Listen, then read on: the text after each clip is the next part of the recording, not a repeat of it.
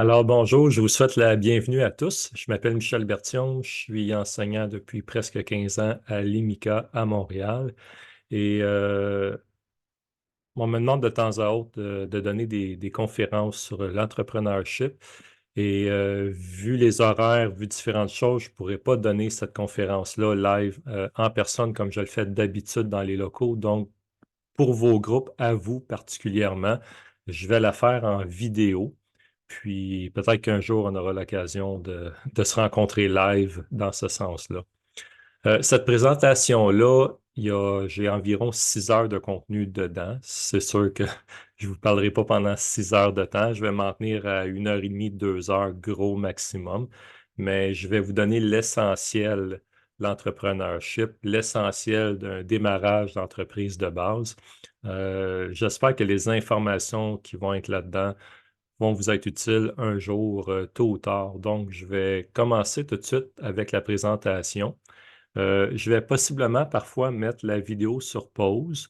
Donc, si vous voyez un petit glitch des fois, ça peut être normal. Donc, je vais l'arrêter, je vais la reprendre. Si quand vous allez réécouter la vidéo, c'est trop long pour vous, mettez-la sur pause, faites d'autres choses, revenez, écoutez-en un petit bout, recommencez. Ça va être plus simple comme ça. Donc, je vous partage mon document.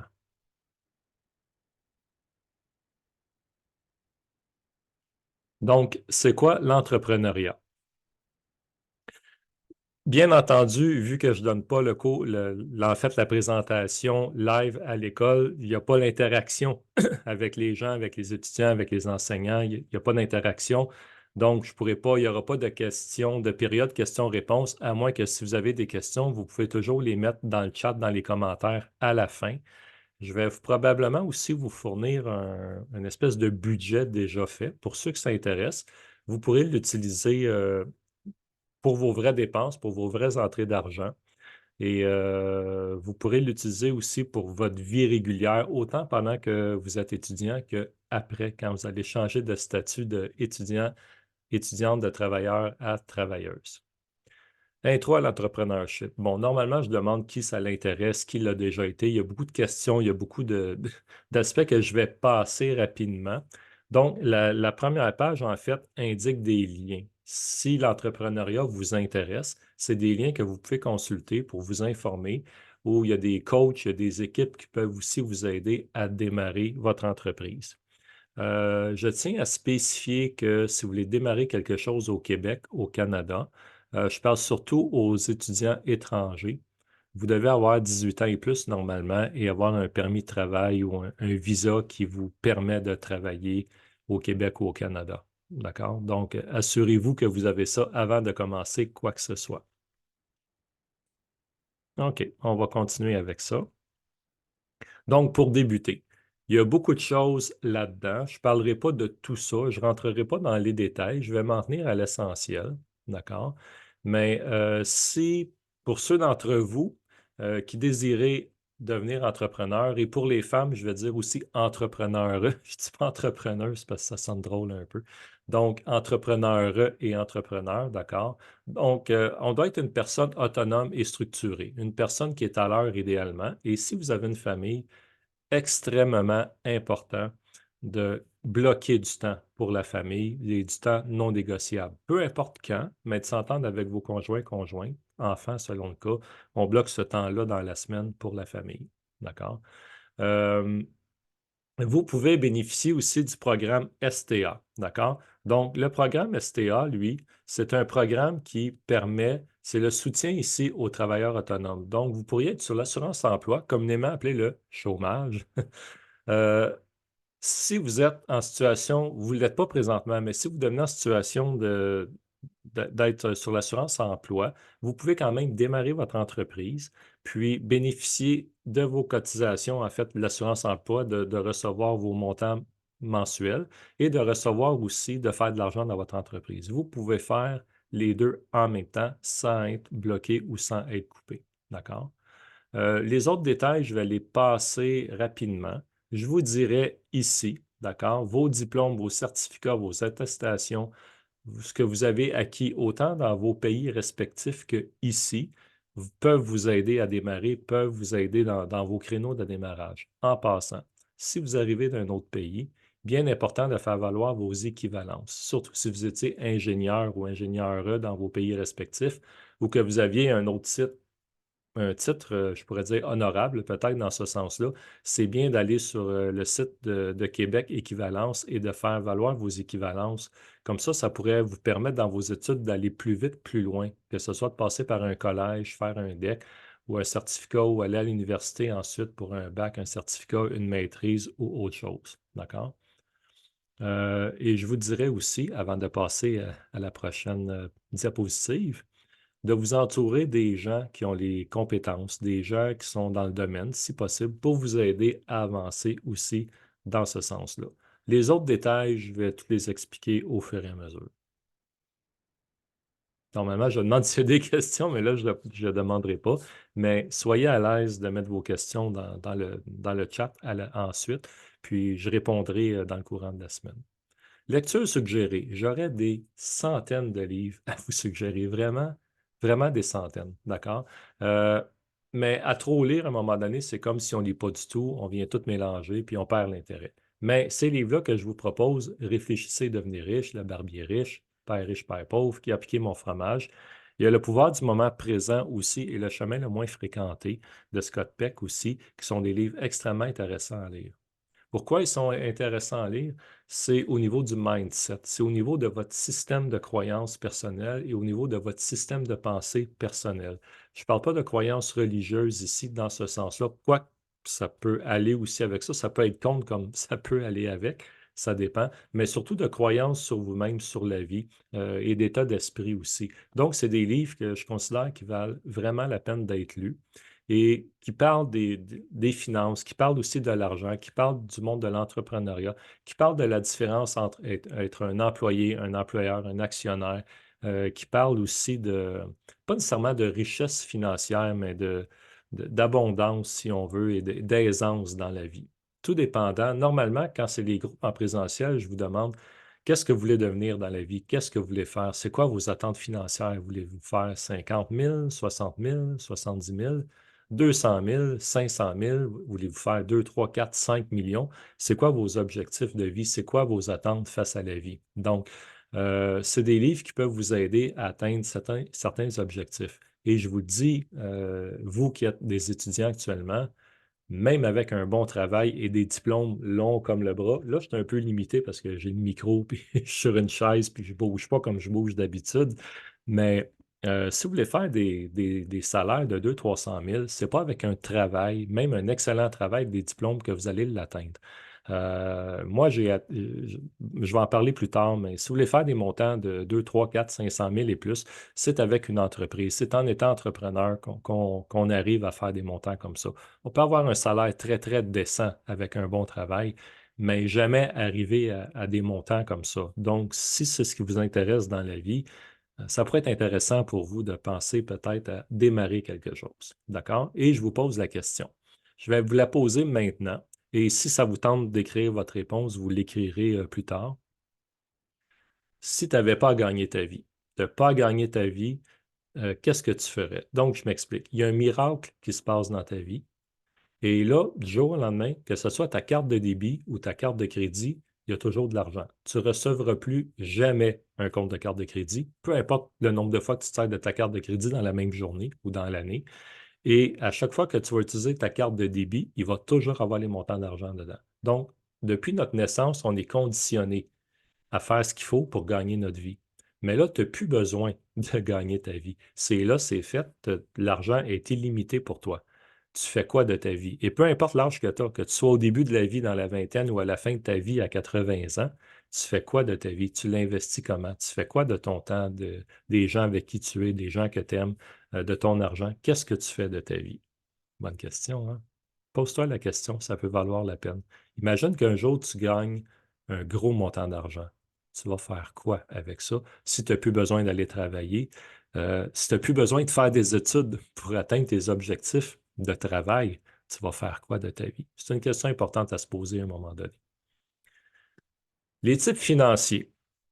On appelle ça ici le cadran financier, le cadran du cash flow. OK? C'est quoi du cash flow? Ben, c'est de l'argent qui circule. C'est l'argent qu'on a qui est disponible, qu'on peut utiliser maintenant. Euh, Bon, c'est pas interactif malheureusement et c'est pas un Facebook Live, mais bon, je pense que tout le monde sait c'est quoi un employé ou une employée, d'accord? Donc, un employé, c'est quelqu'un qui échange son temps contre de l'argent, tout simplement. Donc, on offre un service, on fait un travail et tout dépendant du temps qu'on prend à faire le travail, on a un montant d'argent et un jour, on nous promet une belle retraite. C'est le système des incorporations qui a été développé après la Deuxième Guerre mondiale, apparemment pour rembourser les frais de guerre. Donc, je ne rentre pas dans tous ces détails-là. Il y a des livres intéressants là-dessus, mais c'est un système incluant l'inflation qui a été développé un peu après la Deuxième Guerre mondiale pour différentes raisons. D'accord? Mais si vous êtes employé, et ce qui est très bien, on a besoin des employés. Je suis moi-même un employé. Je suis entrepreneur et employé. Je fais les deux. Et je vous dirais, j'ai passé un peu ma vie à faire les deux dans ce sens-là. Puis, j'échange une partie de mon temps contre de l'argent. OK? Il y a des gens, vous allez entendre dire qui vivent de paye en paye. Ça, c'est un des dangers d'être employé, de toujours attendre après sa paye pour faire quelque chose. OK?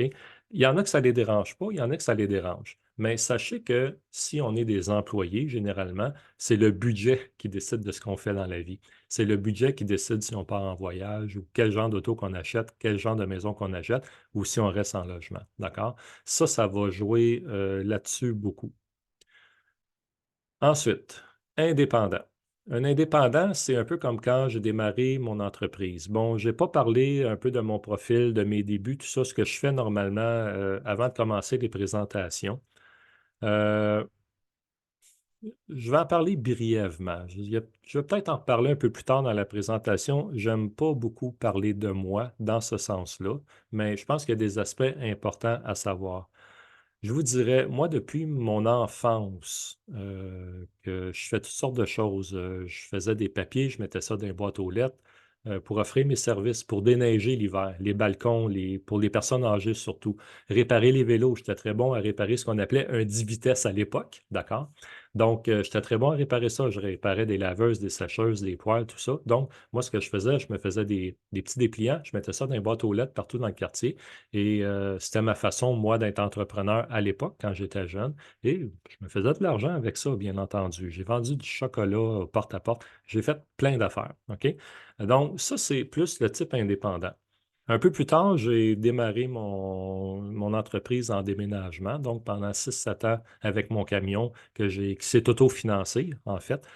C'est pour ça que je l'avais fait. J'ai fait beaucoup de déménagements, mais je n'étais pas nécessairement un entrepreneur. J'étais plus un indépendant qui créait son travail, puis qui gérait son temps un peu comme qu'il voulait. J'avais des gens qui travaillaient avec moi, qui venaient m'aider, parce que des déménagements, physiquement, quand tu as fait 2, 3, 4 par jour, surtout quand il y a les électroménagers, ça vient lourd à un moment donné. OK? Et j'ai par la suite aussi, en 2000, démarré mon entreprise en informatique.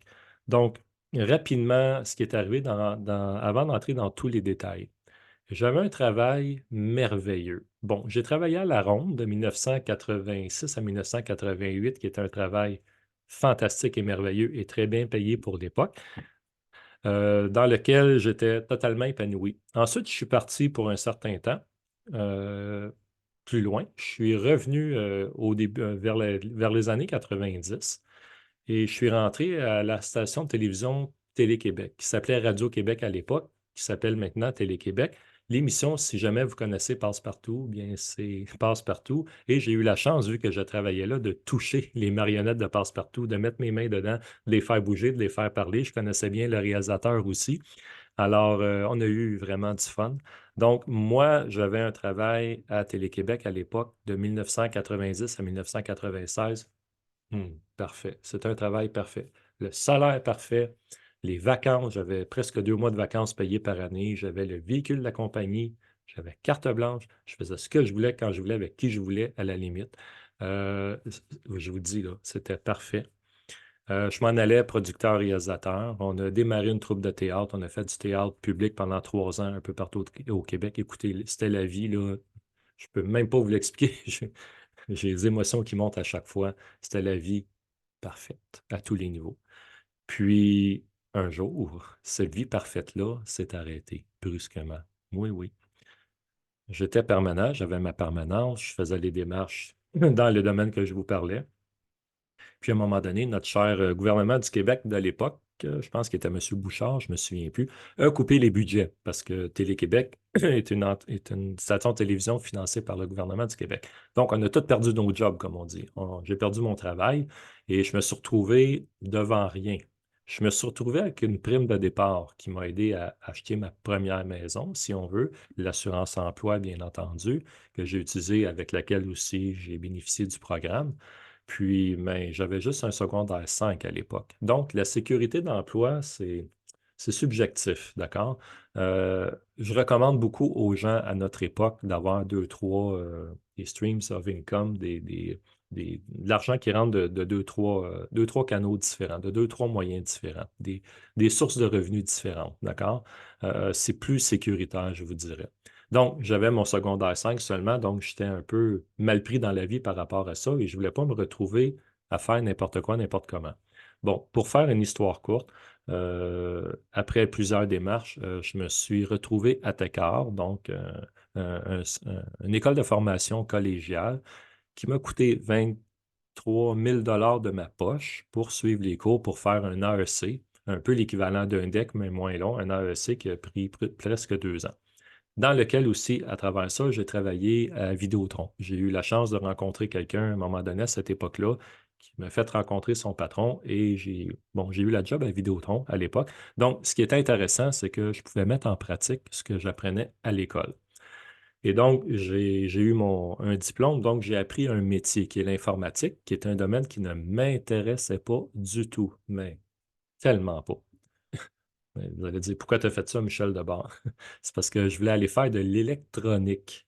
Puis le programme, je me suis inscrit en électronique, mais le programme a changé en cours de route, puis c'est devenu de l'informatique. Mais je ne sais pas, ça a décliqué, puis j'ai aimé ça. Je me suis mis à aimer ça. Puis j'ai vu que j'étais bon là-dedans. C'est comme si je l'avais naturel. Je ne sais pas. Je trouvais les choses de façon naturelle. Donc, je me suis allé là-dedans.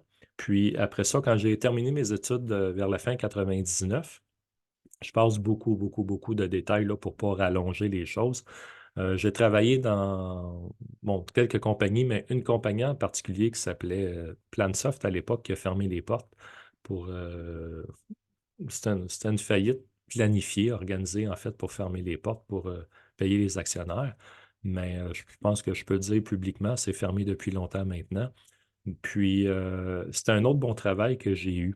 Et en 80, moi, je me suis marié en 1997. Donc, on venait de s'acheter une maison. On avait 2 véhicules parce qu'on était à l'extérieur de la ville. Et mon épouse commençait son bac en enseignement à l'époque, au début des années 2000. Je ne sais pas si vous savez combien ça coûte faire un baccalauréat, mais calculer entre 100 et 200 dollars du crédit, c'est 120 crédits. Donc, faites le calcul, ça va vous donner une bonne idée. Et du jour au lendemain, je venais d'avoir un excellent travail, je venais d'avoir une belle promotion. J'étais devenu un système admin en réseautique, puis tout ça. Donc, un très bon salaire pour 1999, c'était vraiment un excellent salaire. Puis, du jour au lendemain, plus de job, fini, capote. Les actionnaires décident qu'ils rachètent les actions, mettent ça, pouf, c'est fini. Ça a même pris 2 ans avant que j'aie ma dernière paye. Donc, on était dans le trouble parce que là, on avait la maison, etc., etc., etc., puis on avait peut-être un enfant qui s'en venait. Euh, donc, il a fallu que je me revienne de bord très vite, très rapidement. J'ai toujours été un indépendant. Et là, il a fallu que je devienne un entrepreneur. Et à l'époque, mon épouse me dit, ben là, Michel, gars, c'est peut-être le temps. Tu as fait tes études, tu as fait tes cours, puis tu as toujours voulu démarrer ton entreprise. Fait que ça serait peut-être le temps. Donc, ce que j'ai fait, en avril, le jour de ma fête, au mois d'avril en 2000, je suis allé au registraire des entreprises du Québec au centre-ville de Montréal parce qu'à l'époque, on ne pouvait pas le faire en ligne. Et j'ai démarré mon entreprise. Je me suis fait mon cadeau à moi. J'ai démarré mon entreprise. Et là, je suis devenu un entrepreneur. Là, j'ai développé un système avec des gens qui ont travaillé avec moi. Puis, un système qui, avec les années, qui a fini par travailler de lui-même et en informatique. Et donc, je faisais du service informatique. J'ai commencé dans les résidences, dans les petites entreprises, puis après ça, ben, j'ai continué dans les entreprises et dans les organismes à but non lucratif. J'ai fait ça de 2000 à fin 2015. Fin 2015, il y a des choses dans ma vie qui n'allaient pas bien. et je m'enlignais vraiment vers un divorce. Mon épouse et moi, on était devenus des colocataires, vraiment des colocataires, et c'était vraiment malaisant à vivre. Puis à un moment donné, ma fille, peut-être qu'elle avait 12, 14 ans à l'époque, elle me dit, Papa, elle dit, c'est vraiment plate parce que même quand tu es à la maison, tu n'es jamais là. Puis j'avais le Bluetooth, bien entendu, pour prendre les appels. Je pourrais vous dire que mon service à la clientèle était vraiment excellent, mais ma vie de famille se détériorait à vue d'œil. Et j'ai eu un choix à faire à un moment donné. J'étais au pied du mur, au pied du mur. C'est pas que j'ai eu un ultimatum. Personne ne m'a fait un ultimatum, mais j'ai décidé, j'ai dit non, c'est la famille first, puis l'argent après. Donc, j'ai vendu ma compagnie. Je l'ai vendu à, je faisais 300 000 de chiffre d'affaires environ, un petit peu moins que 300 000 de chiffre d'affaires. Ma compagnie roulait tout seul. Je pouvais prendre mes vacances. Ça payait mes vacances, donc j'avais de l'argent qui rentrait pendant mes vacances. Et une des deux personnes qui travaillait avec moi à l'époque a dit, ben Michel, j'aimerais ça acheter ta compagnie. Donc, on s'est fait une entente, j'ai vendu. Puis, entre-temps, moi, j'ai eu l'occasion de devenir enseignant. Il y avait une pénurie, c'est pas nouveau, mais il y a eu une pénurie et j'ai accepté après ça, j'ai pris un petit temps de congé, puis après ça, j'ai accepté d'aller travailler comme enseignant. Donc, ça s'est fait un peu par la bande, mais je suis devenu un entrepreneur. Donc, je suis passé de tout ça ici, comme plusieurs d'entre vous qui allaient peut-être écouter la vidéo, qui avaient déjà fait ça ou qui allaient le devenir, pour devenir un entrepreneur. Développer un système qui, à un moment donné, avec ce système-là, et les gens qui travaillent avec nous, bien, l'argent rentre tout seul. On n'a plus besoin de faire le même effort. Comme une roue de vélo qu'on donne un bon élan et la roue finit par elle tourne tout seul finalement. On n'a pas besoin de réalimenter à chaque fois. On donne un bon coup, ça se fait tout seul. D'accord? Et ensuite, il y a la partie investisseur. Ici, dans tous ces aspects-là, en fait, on travaille pour l'argent. On travaille pour le gouvernement, qu'on le veuille ou pas, mais on travaille pour l'argent aussi. Mais rendu ici, à un moment donné, avec le système, c'est l'argent qui commence à travailler pour nous.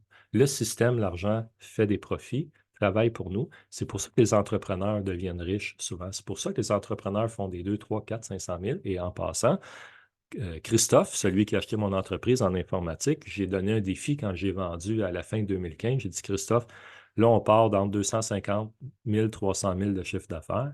Et j'ai dit, rends ça à 500 000. Je te donne tant de temps, essaye de te rendre à 500 000. Et il y a quelques semaines de ça, il m'a appelé pour m'annoncer la bonne nouvelle qu'on va aller fêter ça éventuellement. Il est rendu, Christophe, il a fait son 500 000 de chiffre d'affaires. Alors, je suis vraiment très fier de lui. Euh, et ça continue de bien aller pour mon ancienne entreprise qui ne l'est plus finalement. J'ai plus de part dans cette entreprise-là, mais pour lui, ça continue de bien aller. Et par la bande, bien, on devient investisseur. C'est quoi un investisseur ou un investisseur? C'est quelqu'un qui fait travailler par l'argent pour lui ou pour elle. Donc ici, on travaille pour l'argent, puis à un moment donné, ça revient de bas. C'est l'argent qui travaille pour soi. Ici, à un moment donné, c'est l'argent qui travaille pour soi. Comment est-ce qu'on fait pour faire travailler l'argent pour soi? C'est qu'on la place dans des véhicules financiers à certains endroits, dans des maisons de placement, dans de l'immobilier, ça peut être des bijoux, ça peut être des métaux précieux, ça peut être de l'or, ça peut être des entreprises qu'on achète, ça peut être des lancements d'entreprises, ça peut être la bourse, ça peut être du trading ou du day trading. On la place dans quelque chose qui va rapporter un taux d'intérêt au moins égal ou supérieur au taux de l'inflation. Donc, la question que je pose souvent en présentiel, c'est pensez-vous que quand vous laissez de l'argent à la banque, votre argent fructifie, elle rapporte? La réponse est non, malheureusement. L'argent que vous laissez à la banque, en fait, perd beaucoup de valeur parce que les banques vont vous donner en moyenne 1% actuellement. Euh, Fiez-vous pas aux espèces de CPG là, qui essayent de vous vendre à 5% d'intérêt. Là, OK? Je, c'est de la fausse publicité un peu. Oui, c'est 5% d'intérêt, mais sur l'année, mais lisez les petites lignes, OK? C'est pas ce qu'il y a de mieux nécessairement. Pas pour parler contre les CPG, mais lisez les petites lignes, je vous dirais, avant de prendre ça. Puis, la banque va vous donner à peu près 1% d'intérêt, peut-être un petit peu plus dans certaines banques, mais si l'inflation est entre 5 et 7%, bien, vous perdez 4-5% d'intérêt à chaque fois. Donc, c'est important de pouvoir placer l'argent d'une façon ou d'une autre, d'un véhicule à un autre, à quelque chose qui accote ou qui est au-dessus du taux d'inflation. La règle de 72, je ne sais pas si vous la connaissez. En fait, c'est une façon de calculer le nombre d'années que ça va prendre pour doubler les épargnes. Donc, ça, j'ai appris ça quand j'ai fait mes cours Oui, je suis conseiller financier en passant aussi, mais quand j'ai fait mes cours, donc j'ai appris ça là et je suis tombé je suis tombé de ma chaise, si on pourrait dire. Donc, imaginez que vous mettez 1 000 $ à la banque, OK? Imaginez qu'une fois qu'au bout du mois, tout est payé, tout est correct, et qu'il vous reste 1 000 $ de libre, que même si vous perdiez ce 1 000 $ là, ce ne serait pas si grave que ça parce que tout est payé. Imaginez si la banque vous donne 1% seulement, d'accord? Combien de temps ça va prendre d'après vous avant que votre 1 000 $, si vous n'en remettez pas d'autres, seulement 1 000 $, tombe à 2 000? Si c'est 1%, ça va vous prendre 45, 48 ans à peu près. Si votre argent est placé à 2%, bien, ça va prendre 36 ans. Pas bien, bien intéressant. Si le même 1 000 $ est placé à 4%, bien, ça va prendre 36 ans avant qu'il double. Mais au moins, votre 2 000 ici, au lieu de l'avoir presque à votre retraite, finalement, tout dépendant à quel âge vous investissez, et ça va prendre 18 ans. Le même montant d'argent à 8% d'intérêt, 36 ans plus tard, va vous donner 16 000. Fait imagine si vous arrivez à mettre beaucoup d'argent de côté à 12, 15 puis à 20%. Oui, c'est plus risqué, 12, 15, 20%. C'est vrai, c'est plus risqué et souvent, le capital n'est pas garanti. Par contre, c'est un peu comme un voyage en avion, hein. Je pose souvent la question aux gens, c'est quoi le moyen de transport le moins sécuritaire ou le plus sécuritaire? Et les avis sont partagés. Mais bon, là, vous n'êtes pas là pour me répondre, mais le plus sécuritaire, c'est l'avion. Pourquoi? Parce qu'il y a moins d'accidents d'avion qu'il y a d'accidents d'auto. Vous avez plus de chances de mourir en auto qu'en avion. C'est vrai qu'en avion, s'il y a un problème, vous allez probablement mourir, tandis qu'en auto, s'il y a un accident, vous pouvez vous en sortir. Mais au niveau des statistiques de nombre d'accidents, il y a beaucoup plus d'accidents de voiture que d'accidents d'avion. Et c'est dans ce sens-là ici que des fois, on peut placer son argent un peu plus haut que ça. Il y a des risques. Par contre, ça va rapporter beaucoup plus vite. Ça, c'est être investisseur. Et là, c'est les règles de 72. Ça peut être dans des comptes, ça peut être dans l'immobilier, ça peut être de différentes façons. Si un jour vous devenez entrepreneur, même si vous ne l'êtes pas, vous n'avez pas besoin d'être entrepreneur pour faire ça. L'idée, c'est de placer votre argent, de trouver des moyens de faire travailler l'argent pour vous avec tout ce qui est disponible sur le marché. Avantages et désavantages de l'entrepreneuriat. Il y en a beaucoup. Il y a beaucoup d'avantages, il y a beaucoup de désavantages. Là, il y a personne dans la salle pour répondre. C'est un peu plate dans ce sens-là. J'ai l'impression de parler tout seul. Mais bon, c'est correct. Apparemment que c'est un signe de santé mentale de parler tout seul, jusqu'à un certain point. Euh, les avantages d'être entrepreneureux, il n'y a pas de plafond financier. En fait, vous pouvez dire, ben, moi, je veux faire 100 000, 200 000, 300 000, 3 millions par année. Si vous faites en conséquence, vous allez atteindre ces montants-là, d'accord? Avec un bon travail, vous n'atteindrez jamais ces montants-là. Si c'est ce que vous souhaitez, il y a des gens qui font 50, 60, 70 000 par année, ils sont contents avec ça. Ben, c'est parfait. Ne changez rien si vous êtes content comme ça. Mais ceux qui veulent faire un peu plus, il faut y aller plus du côté de l'entrepreneuriat. Liberté d'horaire, vous choisissez votre horaire, vous choisissez votre temps. Bon, liberté d'horaire, c'est vrai puis c'est pas vrai. Moi, dans mon entreprise en informatique, j'avais une centaine de clients. J'avais peut-être une cinquantaine, une soixantaine qui me faisaient vivre, que je pourrais dire qui faisaient que je faisais mon chiffre d'affaires. Mais je prends juste une trentaine, une quarantaine de clients. Ben, si le client te dit, Michel, je veux que tu sois là à 8 heures, il faut que tu sois là à 8 heures. Ou Frédéric ou les autres qui travaillaient avec moi, ben, il faut que tu sois là. Si tu n'es pas là, ça ira pas bien. Fait que des fois, oui, on n'a pas de boss, mais on a plein de petits boss à bécosse ici et là, un peu partout, parce que nos clients, on en prend soin, c'est eux qui nous donnent l'argent. Quand on est entrepreneur, l'argent qu'on ramasse est sur nos épaules. Ça dépend de nous. D'accord? Donc, quand on est salarié, qu'on travaille bien ou qu'on travaille mal, je vais, me je vais me déplacer. Je ne sais pas si vous le voyez dans la vidéo, mais je me suis déplacé parce que je regarde là, puis la caméra est là, puis c'est bizarre un peu. Euh, quand on travaille, en fait, bon, le patron décide pour nous, puis on embarque dans une réalité, en fait. On embarque dans une réalité qui est déjà là. Quand on crée une entreprise, on crée une réalité qui n'existait pas avant. D'accord? En créant cette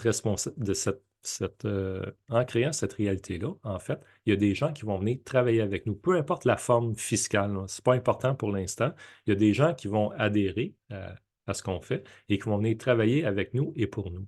Et c'est grâce à ces gens-là. Moi, si mon chiffre d'affaires a monté, c'est grâce aux gens qui ont travaillé avec moi. Parce que là, je pouvais me multiplier, en fait.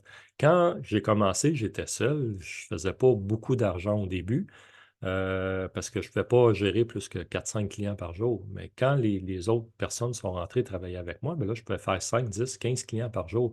Oui, ça me coûtait plus cher parce qu'il fallait que je paye mes techniciens. Mes techniciens, à l'époque, je payais 30 de l'heure. Donc, ça joue sur le cash flow. OK? Mais à long terme, j'ai plus de contrats, l'argent rentre, puis à un moment donné, ça se replace. Et là, le chiffre d'affaires se crée vraiment et le cash flow se refait un peu automatiquement dans ce sens-là. Donc, liberté d'horaire, pas de patron, déduction des dépenses. Donc, beaucoup, beaucoup de dépenses, on peut les déduire. Écoutez, même mon comptable fiscaliste, à un moment donné, il m'a dit, tu as un enfant, toi? Ben, j'ai dit oui. Il dit, elle a quel âge? Ben, à l'époque, elle avait entre 12 et 14 ans quand il m'a demandé ça. Ben, il dit, je peux la déduire de tes impôts. Ah oui? OK. Je peux avoir une déduction d'impôts grâce à ma fille. Ben oui, comment ça? Ben, elle peut répondre au téléphone, puis elle peut aller chercher les paquets Purolator à la porte. OK, parfait. Fait que j'avais des déductions d'impôts, imaginez-vous donc, grâce à ma fille. OK? Fait que j'ai payé un petit cornet avec ça. Non, c'est pas vrai. J'ai payé la traite à ma fille, par exemple. Donc, il y a beaucoup de dépenses qu'on peut déduire quand on est entrepreneur, qu'on ne peut pas quand on est employé. Par contre, on a le poids des décisions. Si vous êtes employé et que vous ne faites pas bien votre travail, généralement, vous allez être payé quand même. Jusqu'à temps qu'on vous mette dehors, mais vous allez être payé quand même, que vous soyez actif, proactif, paresseux, fainéant. Vous allez avoir votre salaire quand même. Mais en tant qu'entrepreneuriat, on ne peut pas se permettre d'être fainéant. Et on ne peut pas se permettre de donner un mauvais service à la clientèle parce que notre service à la nos clients nous font confiance. C'est basé sur la confiance et sur la relation. C'est la relation que vous avez avec les gens qui vous apporte la prospérité, qui vous apporte l'argent et qui maintient l'argent. Moi, les presque 20 ans que j'ai eu l'entreprise, j'ai gardé tous mes clients. Mais pourquoi j'ai gardé mes clients? Ben, c'est à cause de la relation. Je développais les relations avec eux. Et pourquoi j'ai fait ces montants d'argent-là? Ben, c'est parce que je les ai gardés à long terme, mes clients. Il me faisait confiance, il me référait. Donc, c'est sur le long terme que ça s'est passé, mais toujours à travers la relation. C'est les relations qui font la vie. C'est les relations qui déterminent, qui déterminent tellement de choses, si vous saviez. OK? Donc, par contre, ben, on a le poids des décisions. Il faut apprendre à s'organiser nous-mêmes. On a les responsabilités financières, que ce soit l'impôt, tout ça, la banque, le comptable, tout ça. OK? Et ça peut être difficile d'avoir des vacances payées au début. Moi, ça a pris un 5-6 ans avant que je puisse dire je pars en vacances, puis j'ai de l'argent qui rentre quand même pendant que je suis en vacances. Puis, il y a les risques de poursuite, bien entendu. Et là, je ne parle pas de poursuite automobile. Je vous en parlais tantôt, les risques de poursuite. L'autre chose, il y a des types d'entrepreneurs. Il y a plus de types que ça et il y a des sous-catégories. Mais en gros, ça peut être intéressant des fois de passer un petit test de personnalité, savoir un peu qui je suis, qui on est, comment je suis, comment je vais agir ou réagir dans telle circonstance ou dans telle autre circonstance. Et ça peut aider.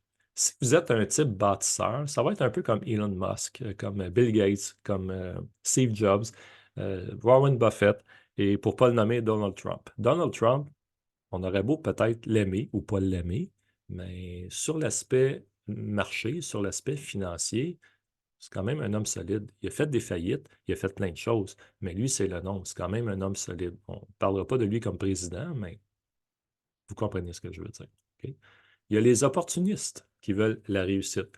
Les opportunistes vont des fois avoir une galerie d'art, une boutique, quelque chose. L'important, eux, c'est de réussir et que les autres savent qu'ils ont réussi. Pas dans le sens de l'orgueil ou de vantardiser, juste, gars, j'ai réussi, dans ce sens-là. Il y a les spécialistes aussi. En fait, les opportunistes, je m'excuse, c'est perçu négatif. Si on dit à quelqu'un, toi, tu es un espèce d'opportuniste, ça va être perçu négativement. Mais là, ce n'est pas dans le sens négatif. C'est dans le sens de percevoir une occasion, une opportunité, une occasion, de voir un besoin, de détecter un besoin et de chercher à le combler. C'est dans ce sens-là, l'opportuniste. Ce n'est pas dans le sens de profiter de quelque chose ou de prendre avantage de quelqu'un ou de quelque chose. Ce n'est pas du tout dans ce sens-là. C'est vraiment dans le sens de voir un besoin ou de voir une opportunité et de combler ce besoin-là de faire quelque chose pour combler cette opportunité-là et d'offrir un service à des gens qui en auraient besoin, que si vous ne le faites pas, personne d'autre va le faire.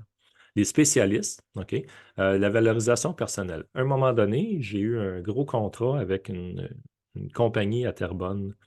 Je ne peux pas nommer le nom, c'est connu, tout ça, ça l'a bien été, mais juste, vu que c'est public, je ne peux pas nommer le nom.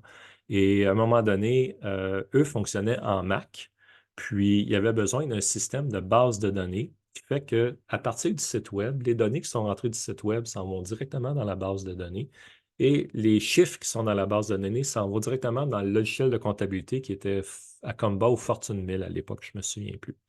C'était tout un contrat. Et il y a une partie là-dedans que moi, j'étais à l'aise, que je pouvais faire, puis il y a une partie que je n'avais pas les compétences ni les connaissances pour le faire. Donc, dans ce contrat-là, qui était, oui, c'est vrai, lucratif, avec un homme très, très professionnel et très, très d'affaires, qui faisait, je pense, pas loin de quelques millions de chiffres d'affaires par année, bien, j'ai tout monté le setup réseau, structure, Mac, sécurité, bon, tout ça, toute la partie technique. Pour la partie base de données, c'est un système qui s'appelle FileMaker. Je vous dis ça parce que vous êtes des étudiants en informatique. Vous ne l'apprendrez pas dans vos cours, ce système de base de données-là. Vous allez apprendre plutôt Access. Mais FileMaker est un système maintenant, en fait, qui est plus simple, qui est plus facile, qui a été développé par Apple sur les machines Mac. Et donc, moi, j'ai fait tous les setups de base. Mais quand c'était rendu de configurer, d'arranger la base de données pour que ça fonctionne avec le site Web et le logiciel de comptabilité, ça, je n'ai pas les compétences pour faire ça. Donc, j'ai appelé Denis. Denis, qui est le spécialiste par excellence FileMaker au Québec. Je ne nommerai pas son nom de famille, mais Denis, c'est le spécialiste. Et Denis, son but, c'est pas de, oui, on veut faire de l'argent dans la vie parce qu'on veut vivre et on veut se payer des belles choses, mais c'est un spécialiste. Et lui, c'est le spécialiste au Québec des bases de données FileMaker. Lui, c'était la valorisation personnelle qu'il cherchait. Donc, le contrat a été fait, puis bon, ça l'a bien été. Ça a été long, mais ça l'a bien été. Mais c'est grâce à lui, en fait, que j'ai pu mener à terme le contrat. Si lui, elle n'avait pas été là ou si je n'avais pas trouvé quelqu'un, le contrat aurait été très, très, très, très limité. Il aurait fallu que le propriétaire de cette entreprise-là trouve quelqu'un d'autre. Il y a les innovateurs aussi. Les innovateurs et les innovatrices, en fait, eux, ils veulent changer le monde, ils veulent changer les choses. Ça peut être des missionnaires, ça peut être des artistes. En fait, les missionnaires, qu'ils soient sous le couvert religieux ou le couvert non religieux, euh, c'est des gens qui sont innovateurs souvent. D'accord? Et que ce soit des artistes, que ce soit des inventeurs, que ce soit des innovateurs, des innovatrices, des gens comme ça, ce sont des gens qui veulent améliorer le monde, qui veulent s'améliorer eux-mêmes et améliorer le monde. Donc, leur but premier, ce n'est pas de faire de l'argent. Avoir assez d'argent pour fonctionner, pour vivre, pour eux, leur famille, oui, mais ce n'est pas d'accumuler des biens ou de l'argent. Donc, c'est souvent des gens qui vont démarrer des OBNL, des organismes à but non lucratif. Et c'est des gens aussi qui vont travailler dans des OBNL, des organismes à but non lucratif. Et par définition, ces entreprises-là n'ont pas le droit de faire des profits. Tous les profits doivent être réinvestis dans les employés, dans des projets. Donc, parce qu'il y a des bailleurs de fonds, ça fonctionne avec les dons. Donc, on n'a pas le droit de faire de l'argent avec un OBNL.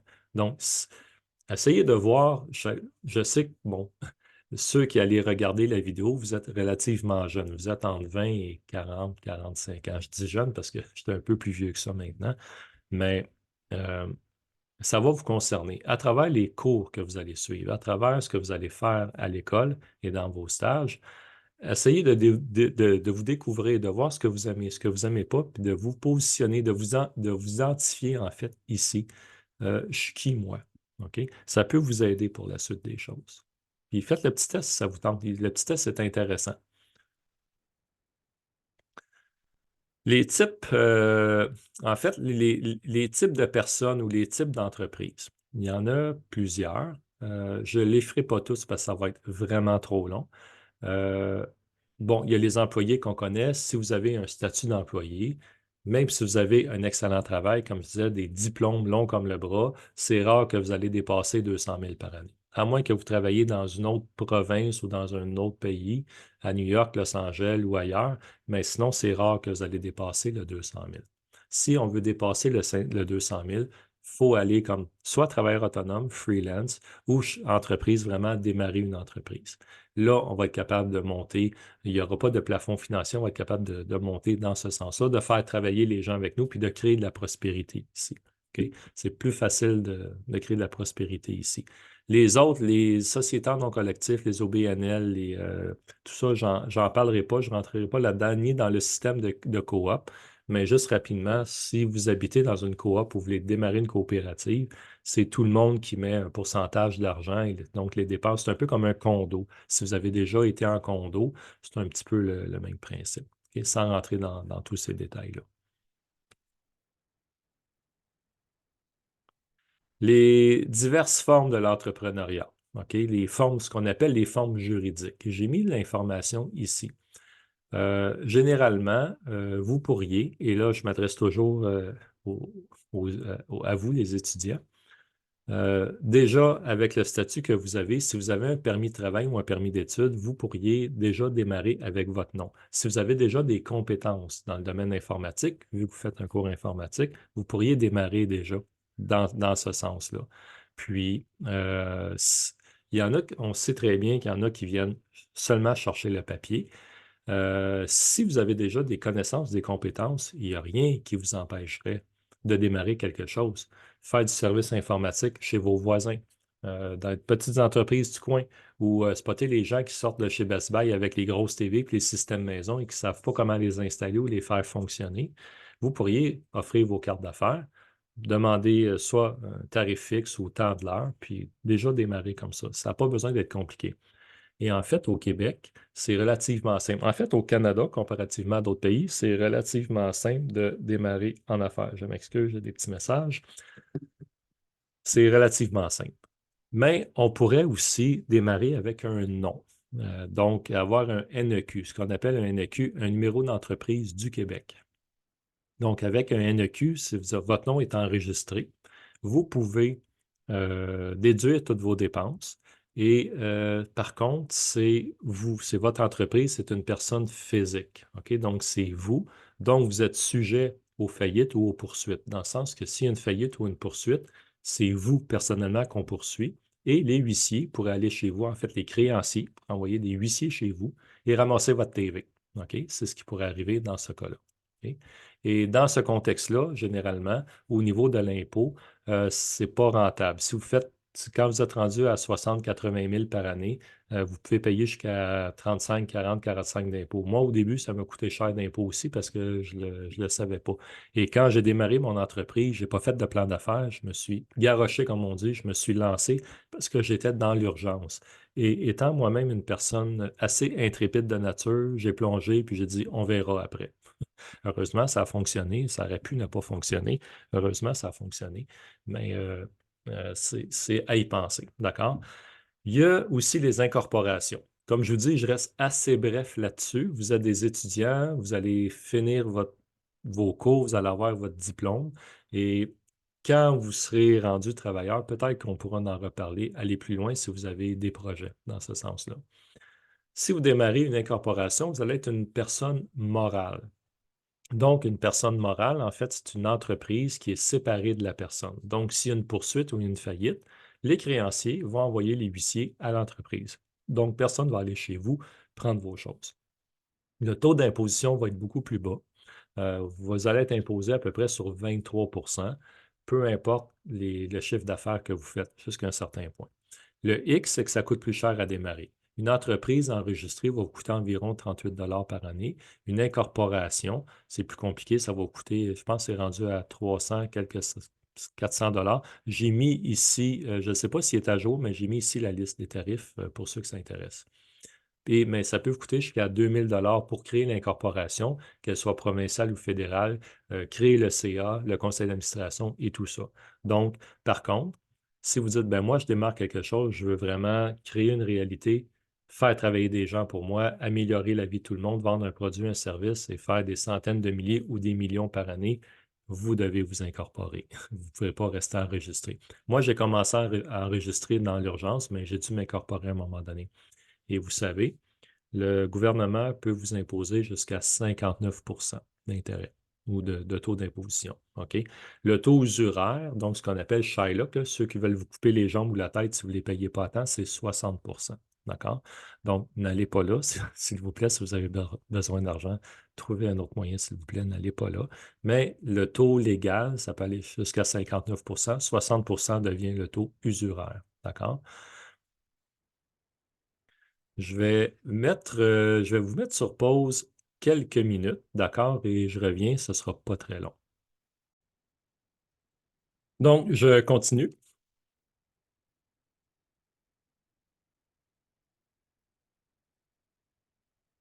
Donc, il y a différents types d'entreprises. OK, on revient ici. Je vous passe les détails rapidement ici de façon, quand vous allez regarder la vidéo, je vais mettre un lien aussi pour pouvoir télécharger la présentation et télécharger un budget. Donc, vous allez l'avoir de toute façon. Si vous avez des questions, de toute façon, vous allez me croiser à l'école. Vos enseignants vont vous dire et où mon bureau. Fait que vous pourrez venir me voir de toute façon pour les détails si ça vous intéresse. J'ai accompagné plusieurs étudiants. J'ai eu beaucoup de stagiaires dans mon entreprise, bien entendu, d'étudiants. Puis j'ai accompagné plusieurs étudiants en fait à démarrer en entreprise aussi. Donc, passez me voir si vous me croisez dans les couloirs de l'école. OK. Les types d'entreprise. C'est ce que je vous parlais un petit peu tantôt. J'ai mis un lien ici qui va vous expliquer en détail c'est quoi les formes juridiques, les pour, les contre ou les balises de ces formes juridiques-là, jusqu'à où ça peut aller. D'accord? Ce que vous avez droit, ce que vous n'avez pas droit, vos privilèges, vos responsabilités. D'accord?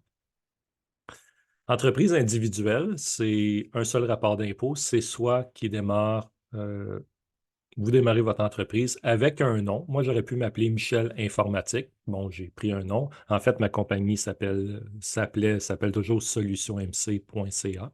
Donc, on n'a pas changé parce que quand j'ai vendu à Christophe, celui qui travaillait avec moi, en fait, j'ai dit il faut que ce soit le plus transparent possible pour la clientèle. Il ne faut pas que ça leur coûte plus cher non plus. Donc, on a tout gardé le même numéro de téléphone, toutes les mêmes choses.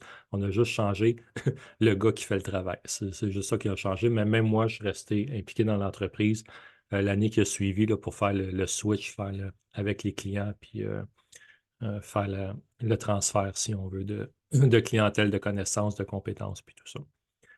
Donc, c'est une personne physique qui démarre. Donc, c'est un seul rapport d'impôt. Donc, vous allez avoir un numéro d'entreprise du Québec que vous devez renouveler, en fait, à tous les années, mettre à jour à tous les années.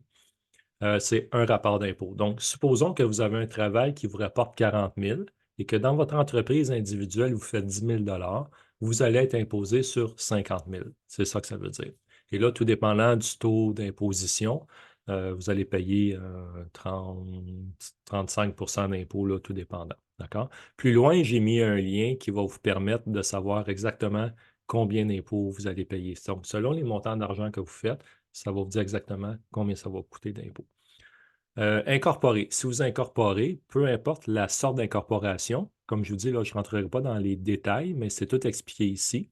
C'est deux rapports d'impôts. Vous allez avoir le vôtre en tant que personne et la compagnie, donc l'incorporation, qui est une personne morale, va avoir son propre rapport d'impôt entre 19 et 25 de taux d'imposition. Généralement, c'est 23 à peu près. D'accord?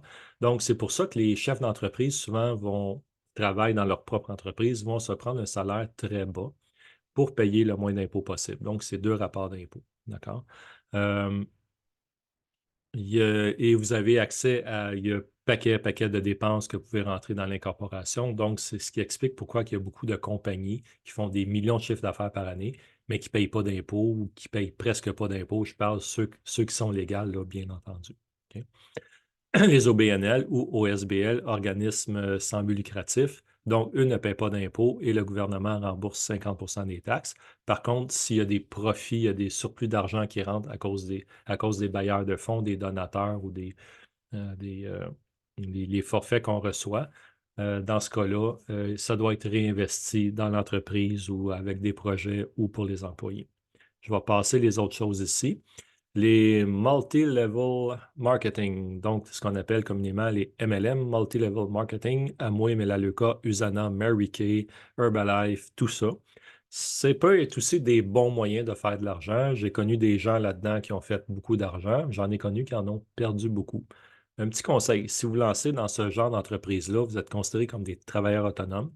La compagnie va vous envoyer un T1 ou un T2, un T quelque chose pour la déclaration de vos revenus, mais c'est préférable si vous avez une personnalité extravertie. OK? Si vous êtes introverti, ça va fonctionner moins bien pour vous. OK? Et il y a ce qu'on appelle les franchises. Les franchises, Subway, McDo, Sephora, tout ça. Donc, si vous achetez une franchise, c'est un gage de succès généralement. La seule chose avec les franchises, c'est que ça vous prend une mise de fonds entre 500 et 2 millions, généralement, tout dépendant c'est lequel. Ce que la majorité des gens n'ont pas, mais vous devez avoir cette mise de fonds-là pour avoir une franchise. Par contre, c'est la maison mère qui fait les études de marché pour vous, qui va trouver les emplacements, qui va trouver le spot idéal avec le type de clientèle idéal que vous avez besoin pour que votre entreprise, ce soit du café, que ce soit du maquillage, que ce soit des vêtements, mise en forme, peu importe, que ce soit optimal pour vous, puis que votre franchise soit vraiment rentable. Par contre, vous allez avoir des pourcentages selon la franchise envoyés aux franchiseurs parce que c'est eux qui vous fournissent la publicité, l'équipement, les études de marché, la sauce à spaghetti, si des fois c'est un restaurant. Moi, j'étais à l'époque très ami avec le gérant d'un restaurant Nichols sur la rue Saint-Hubert. Puis, à un moment donné, j'ai demandé deux, trois trucs.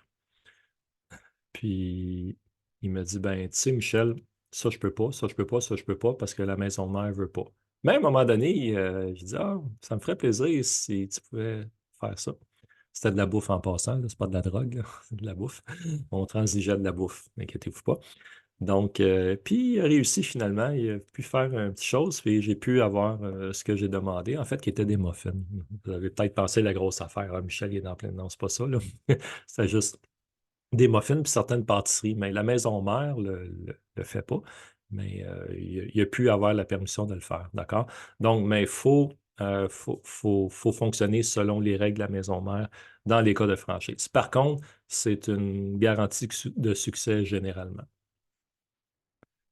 Ça, je vais le passer. Ça va être trop long pour rien. Si un jour vous démarrez une entreprise d'envergure, ce sont des départements dans lesquels vous pourriez avoir à travailler, vous allez développer ces départements-là, vous allez engager du personnel, en fait, qui vont travailler ou mettre sur pied ce type de département-là. D'accord? Mais là, on est rendu dans vraiment de la grosse entreprise. Ça, je vais le passer très, très rapidement. Ça, c'est ce qu'on appelle la poutine, la poutine administrative. OK? Donc, on n'embarquera pas là-dedans, surtout pas dans une vidéo comme ça. Mais je vais me tasser un petit peu. J'ai mis plusieurs liens ici qui vont vous aider. Et en passant, le Planiguide, c'est en allant là-dessus que vous allez savoir combien vous allez payer d'impôts. Donc, les montants d'argent que vous faites, allez sur Planiguide, allez là, vous allez voir par tranche de montant d'argent combien vous allez payer d'impôts sur ces montants d'argent-là. Donc, si vous démarrez en entreprise, ça vous prend un plan d'affaires. Si vous avez besoin d'argent, en fait, il y a plusieurs entreprises qui se démarrent sans plan d'affaires. Mais si on a besoin d'argent, ça prend un plan d'affaires. C'est quoi un plan d'affaires? C'est un CV entrepreneurial. C'est un peu comme votre CV personnel, mais au lieu d'avoir juste 2 pages, il va en avoir des dizaines. C'est un petit peu plus. Donc, je ne rentre pas dans cet aspect-là, mais dans mes vidéos régulières sur ma chaîne YouTube, je vais être rendu là éventuellement. Je vais en parler plus en détail. Là, je vais rester très général dans cette vidéo-là pour l'instant. Donc, si vous voulez de l'argent, qu'un prêteur vous prête de l'argent, généralement, c'est la BDC qui va faire des prêts aux entrepreneurs parce qu'il y a des allègements au niveau du temps de remboursement et au niveau des intérêts, du taux d'intérêt à payer. Ils vont vous prêter jusqu'à 80. Vous devez payer la différence de 20. Généralement, vous devez sortir le 20 de vos poches. OK? Donc, en clair, si vous avez besoin de 100 000 pour démarrer, la BDC ou un prêteur pourrait vous prêter jusqu'à 80 000. Vous devez fournir le 20 000 manquant. Je vous dirais généralement. OK? Les autres choses, je vais les passer. Ça va être trop long de parler de tout ça. Par contre, une chose importante à savoir, ce sont les acomptes provisionnels. Moi, je ne savais pas à l'époque que ça existait. Fait qu'à un moment donné, je reçois par la poste, vous devez payer tant. Je dis, j'ai pas cet argent-là, je ne peux pas le payer. Finalement, c'est les acomptes provisionnels, c'est de l'impôt qu'on paye d'avance. Donc, quand ça fait 2 ans à peu près que vous avez votre entreprise, une fois que vous avez fait le premier, deuxième rapport d'impôt, Revenu Québec vous envoie ça ici pour vous aider à payer. En fait, c'est une bonne nouvelle, les acomptes provisionnels. On peut le prendre mal au début, mais en réalité, c'est une bonne nouvelle. On vous permet de payer l'impôt d'avance sur l'année. Fait que quand c'est le temps de faire vos impôts, au 15 juin, dans le cas des entrepreneurs, si vous êtes un entrepreneur, un freelance enregistré, vous avez jusqu'au 15 juin ou 17 juin cette année. Sinon, c'est au 30 avril. Et si c'est une entreprise incorporée, là, ça dépend de votre année financière. OK?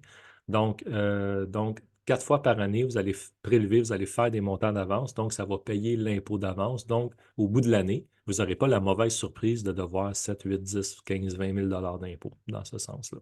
OK? Le reste, je vais le passer, je ne rentrerai pas là-dedans pour ce soir, pour l'instant, parce qu'effectivement, je donne mes conférences le jour habituellement, mais là, on est le soir. Ici, les assurances. Très important. C'est vrai, je vais me retasser encore un petit peu. Donc, c'est plate de parler des assurances. C'est basé sur des probabilités. Et malgré tout ce qu'on paye en assurance dans une vie, malheureusement, ben, on souhaite ne jamais avoir besoin de l'utiliser, bien entendu. Je vais rester bref là-dessus. Je ne rentrerai pas dans le domaine des assurances.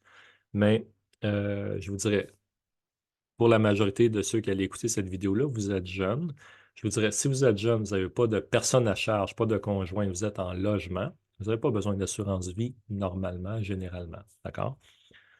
Par contre, si vous avez des responsabilités, si vous avez une maison, si vous avez des dettes, même un logement, si vous avez des enfants, conjoints, conjointes, là, c'est préférable d'avoir une assurance vie. Je ne rentre pas dans les détails de type d'assurance vie ici, ce n'est pas le but de ça. Informez-vous auprès des personnes qui sont en mesure d'un courtier ou peu importe, un représentant, une représentante. Euh, Vous allez prendre une assurance vie personnelle. Je vous conseille des assurances vie temporaires. Vous allez comprendre pourquoi plus tard. Mais une assurance vie personnelle, au cas que si vous arrive quoi que ce soit, ou que vous disparaissez du jour au lendemain, que vous ne laissez pas votre famille en plan, que votre famille va pouvoir continuer à survivre de façon, on va dire, standard ou normale, avec l'argent qui va revenir de ça. On préfère avoir la personne auprès de nous plutôt que d'avoir l'argent, mais la vie est parfois imprévisible. J'ai moi-même passé proche de mourir plusieurs fois. Donc, je suis encore là, mais j'ai passé et passé plusieurs fois, je vous dirais. Et parfois par ma faute, d'autres fois, ben, c'était des circonstances imprévisibles. Mais ayez une assurance dans le but de protéger votre famille pour ne pas laisser vos conjoints, conjointes, vos enfants dans le trouble. Surtout si vous avez des dettes, il y a des paiements, il y a un auto à payer, il y a une maison à payer ou des choses comme ça. OK? Les détails sont ici sur le site de l'AMF, donc sur le site de l'Autorité des marchés financiers, qui est une des meilleures références au Québec pour ça. Donc, allez lire là-dessus. Je vais passer plutôt à l'assurance responsabilité. Donc, si vous avez une maison ou un magasin, vous ouvrez un magasin, vous démarrez quelque chose, une boutique, vous avez besoin d'assurance responsabilité. Généralement, vous êtes couvert jusqu'à 2 millions, mais ça vous prend ça parce que si un client qui vient, moi au début, j'opérais de chez moi, j'avais des clients qui venaient à la maison. J'avais l'assurance en conséquence parce qu'un client, une cliente aurait pu se blesser chez moi, pourrait m'actionner et je n'aurais pas eu les 2 millions, je n'aurais pas été capable de payer les 2 millions. Donc, il y a une assurance qui vient avec ça. Donc, si vous ouvrez un magasin, pignon sur rue, une boutique, un café, n'importe quoi, assurance responsabilité, vous allez être obligé de toute façon. Je vais passer les autres détails. Par contre, assurance juridique, si vous êtes membre d'un conseil d'administration, vous êtes administrateur, administratrice dans divers conseils d'administration, c'est important d'être bien assuré ou de vous assurer que l'organisme en question assure ses administrateurs. OK? Très, très important. Et si vous démarrez une incorporation, vous allez avoir un conseil, vous allez constituer un conseil d'administration. Ça prend des assurances pour vous protéger, protéger les gens qui sont avec vous. Je vais arriver plutôt au véhicule ici. Je pense que vous savez qu'un véhicule automobile, si vous avez un accident, la compagnie d'assurance va vous envoyer un chèque ou peu importe, va payer pour réparer l'auto, pour le remplacement du véhicule, mais pas pour ce qu'on contenait l'auto. Donc, si vous aviez des biens matériels dans l'auto, la compagnie d'assurance ne paye pas pour ça. La compagnie d'assurance paye seulement pour le véhicule. Donc, moi, à l'époque, dans ma compagnie, je transportais de l'équipement, je transportais des serveurs, je transportais plein de choses. Je devais être assuré pour ça parce que des serveurs, ça coûte cher. Puis me serais très mal vu arriver chez un client puis dire bonjour, monsieur, madame le client, je m'excuse, le serveur est scrap, puis j'aurais été obligé de le payer de ma poche. Donc, ça prend des assurances pour ça. Généralement, ça va être avec vos assurances d'habitation, vos assurances bien matériels. En fait, il y a un avenant qui va être ajouté à vos assurances pour protéger jusqu'à un certain montant le matériel qui est dans votre véhicule automobile. En passant, vous devez déclarer votre véhicule automobile pour le travail, pas seulement promenade, parce que si votre véhicule automobile est déclaré promenade, puis que vous avez un accident, que vous en allez chez un client ou au travail, la compagnie d'assurance pourrait ne pas vous payer. OK? Aussi, il y a l'aspect du déductible. Quand on prend une assurance, généralement, que ce soit pour un téléphone, un auto, n'importe quoi, il y a un déductible 200, 250 dollars. Donc, ce qui veut dire que le premier, c'est 250 dollars, vous le payez de votre poche. OK? La compagnie d'assurance va vous payer moins ce montant-là. Bien, si parfois vos primes mensuelles vous coûtent trop cher, vous pouvez faire monter votre déductible. Dire, ben, moi, j'aimerais bien avoir un déductible de 700 dollars ou de 800 dollars, tout dépendant de la compagnie d'assurance. Donc, votre déductible va être plus haut, c'est vrai, mais vos paiements mensuels vont être beaucoup plus bas. Par contre, s'il arrive un problème, un accident ou une perte, un feu, un vol, vous devez être capable d'assumer le montant de ce déductible-là. OK? C'est un peu un jeu à roulette, là. C'est un peu du hasard, mais c'est comme ça. D'accord? Donc, pour les assurances, surtout si vous êtes en affaires, assurez-vous que vous êtes bien assuré. Et j'ai mis pas mal d'informations ici là, qui peuvent vous guider, vous aider là, sur quoi faire et comment faire. Facturation, je vais passer vite aussi là-dessus, mais faites respecter votre tarif. Très important de faire respecter votre tarif. Souvent, le tarif va être relié à bon, le marché, bien entendu. C'est le marché qui va déterminer le tarif d'un produit, le prix d'un produit ou le tarif d'un service dans une région donnée. Mais c'est beaucoup aussi relié à l'estime de soi. OK? Si vous avez de la difficulté personnellement à charger quelqu'un, à demander un montant d'argent quelconque, souvent c'est relié à la valeur qu'on s'attribue nous-mêmes ou à la valeur qu'on pense que quelqu'un nous a attribuée, qui est généralement des membres de notre famille. Et moi, je vous dis, j'ai dû passer par là. Bon, oui, je me suis fait coacher. Oui, j'ai travaillé avec des thérapeutes aussi euh, pour aider à débloquer des choses dans la vie. Donc, si vous avez besoin d'aide, d'assistance, ça peut être bien, soit de niveau thérapeutique ou coaching, peu importe, d'avoir des rencontres avec des gens, de l'accompagnement pour débloquer des points ou pour passer du point A au point B dans votre vie. OK? Bien entendu, si on parle de coaching, on va assumer que vous êtes en pleine possession de vos moyens, que vous êtes bien mentalement, émotionnellement. C'est vraiment de dire, ben, j'ai des blocages pour X raisons, mais là, j'ai besoin de passer du point A au point B. Tu peux-tu m'aider à passer outre mes blocages dans ce sens-là? OK? L'argent, ça se fait sur le long terme. OK?